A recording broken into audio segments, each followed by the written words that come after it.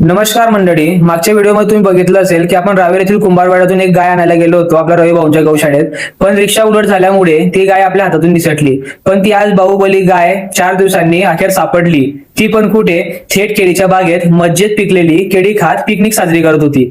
तिला पाहताच बागेतल्या मुलांची आधी हवा टाईट झाली. मग त्यांनी रवी भाऊंना कॉल केला. आम्ही वाघाच्या काळजाचे लोक तेथे पोहोचलो, पण गायीचा अवतार बघून आमची पॅन्ट ओली व्हायचीच बाकी होती. गाय अशी उभी होती जणू काही म्हणत असेल, कोण आला रे माझा पत्ता कट करायला.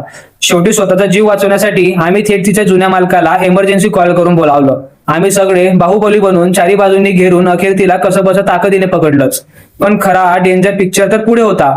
जेव्हा आम्ही तिला गौशाळेत न्यायला निघालो, रस्त्यात आल्यावर गायीच्या अंगात अचानक WWE चा द रॉक संचारला.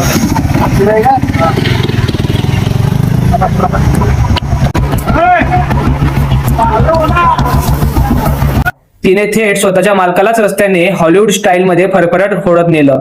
ओनर पण भारी निघाले.